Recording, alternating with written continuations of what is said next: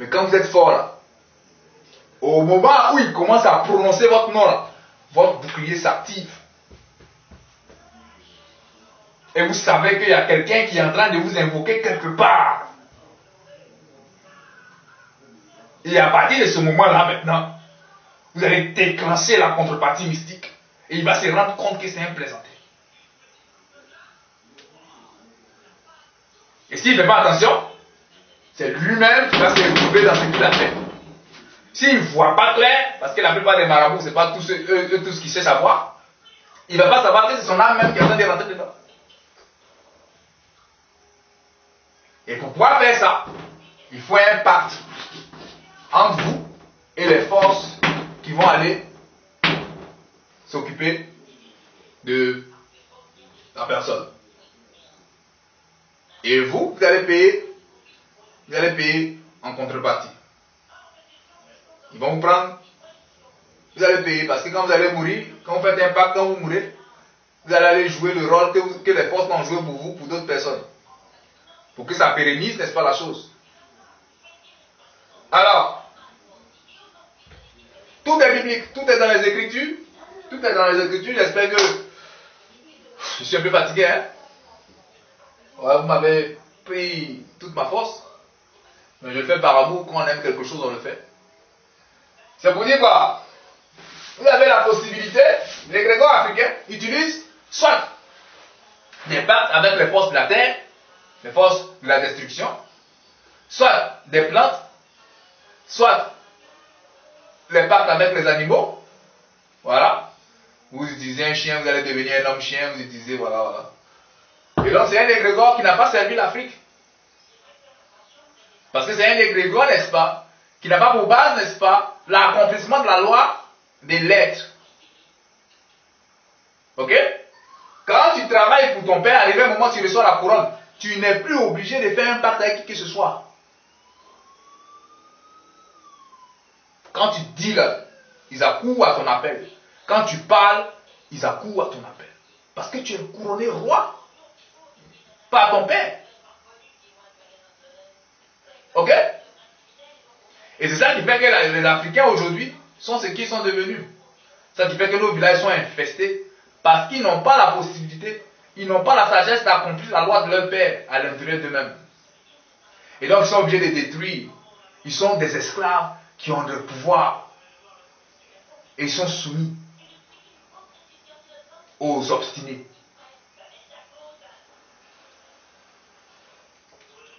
Le mien va vous donner, va vous montrer, parce que notre but ici c'est d'aller vers le Père, mais on va vous montrer cette technique pour vous défendre. C'est pas acceptable qu'un sorcier se donne le droit de rentrer chez vous la nuit pour faire ce qu'il veut, et puis le matin il est peinard chez lui. Non, il faut pouvoir riposter. Il faut lui montrer que c'est un plaisantin. Et puis il ne faut même pas le laisser rentrer chez toi. Quand il vient chez toi, ta maison est encerclée par ton armée divine. Une armée que tu as entraînée parce que tu as prié pour l'humanité, secrètement chez toi. Tu leur as demandé d'intervenir pour les autres. Tu leur as demandé d'aider les captifs, d'aller dans les villages, de libérer les captifs. À partir de là, ils s'entraînent au fur et à mesure. Quand tu crées une armée, il faut prier pour les autres pour que cette armée-là travaille. Si c'est une armée de protection, de défense, il faut prier pour les autres, pour aider les autres. Comme ça, cette armée-là va travailler. Et plus ils vont travailler, ils vont acquérir l'expérience. Plus ils vont aider les gens, ils vont se renforcer. À partir de là, quand vous dormez, cette armée-là avec vous, et aucun sorcier ne peut rentrer chez vous. À plus forte raison, il va s'amuser à aller tracer, il va s'amuser à aller utiliser une convention pour agir contre vous, ou encore il va s'amuser à aller prendre un animal. L'animal même est soumis à vous, parce que quand vous évoluez dans votre initiation, quand vous arrivez dans le monde éthérique, les animaux viennent vous dire ce qu'ils font, ils vous adorent. Parce que vous êtes le représentant de Dieu. Vous n'êtes pas né pour adorer quelque chose si ce n'est que votre Père. Ok? Donc, les symboles du cercle, par exemple, c'est le cercle que j'ai montré. J'aurais pu vous montrer le triangle équilatéral, j'aurais pu vous montrer d'autres secrets. J'ai préféré vous montrer le cercle qu'on utilise pour la lumière. En ce moment-là, tu t'arrêtes dans le cercle, tu crées un cercle autour de toi, ton alpha, ton Dieu, ton divin. Ou encore le cercle qu'on utilise pour la vérité de la terre. En ce moment-là, tu crées le cercle et puis tu fais certaines choses Et puis maintenant, voilà, ça va faire du mal aux gens et qu'on sort. Voilà. Mais vous ne pourrez pas utiliser ça pour faire du mal. C'est pas possible. Parce que je ne vous ai pas tout donné, je ne suis pas bête.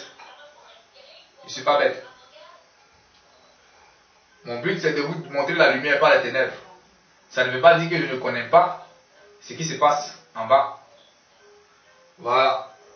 Et donc, il y a des rites initiatiques pour la terre, pour évoluer dans le noir. En Côte d'Ivoire, par exemple, il y a une famille qui a un nom spécial qu'on appelle la famille Dibi. Le Dibi, c'est le nom d'un fétiche. Un fétiche puissant. Hein, qui aura tendance à vous initier pour que vous puissiez vous déplacer dans les ténèbres. Donc, avoir une queue et des cordes, des terres. Et le Dibi, n'est-ce pas, vous permettra, n'est-ce pas, arriver un moment, de plier l'atmosphère quand vous faites des pactes avec eux, vos trucs, les consorts, vous avancez, vous tuez un poulet d'abord, ils vont vous initier jusqu'à ce que vous ayez atteint un niveau. Vous allez développer des pouvoirs hypnotiques et puis, à partir de là, maintenant, vous pourrez vous déplacer dans les ténèbres. Et quand quelqu'un se déplace dans les ténèbres, la plupart du temps, c'est les gens qui arrivent à entrer dans les ténèbres, donc on ne les voit plus ici, et puis apparaître ailleurs. Vous voyez les vieux qui disent, va devant, va devant, je viens. Et puis tu marches, en voiture, tu marches, et puis lui, il n'a pas pris de voiture, mais il te retrouve dans la ville sans prendre de voiture. C'est qu'il manie les ténèbres, il sait se déplacer dans les ténèbres, il se cache dans les ténèbres, et puis il plie l'atmosphère, il apparaît ailleurs. On appelle ça quoi? Comment on appelle ça? Je ne sais pas comment on appelle ça. La téléportation. Et à l'époque, j'avais croisé un de mes amis, j'avais croisé un gars qui travaille avec moi, qui était un Dibi. Et tout de suite, quand je l'ai vu, je l'ai détecté tout de suite. Et je l'ai détecté, voilà. Et on a commencé à causer. Et c'est là qu'il m'a parlé du Dibi. Et je lui ai dit, bon, tiens, le Dibi, il dit que le Dibi est puissant. Il dit, oui, c'est vrai, le Dibi n'est pas... C'est vrai, c'est puissant, je respecte ça. Mais moi, j'ai mon propre mystère. Est-ce que tu penses que tu peux venir chez moi la nuit? Est-ce que tu penses que tu peux rentrer chez moi la nuit? Il me dit, oui, il peut rentrer chez moi. Donc, il essaie, il n'arrivait pas à rentrer chez moi. Et donc, il a décidé un soir, quand il décidait de doubler, il a décidé de rentrer chez moi. Il n'a pas pu. Il n'arrivait pas à rentrer chez moi. Il dit, mais il faut rentrer. Il n'arrive pas à rentrer. Pourquoi?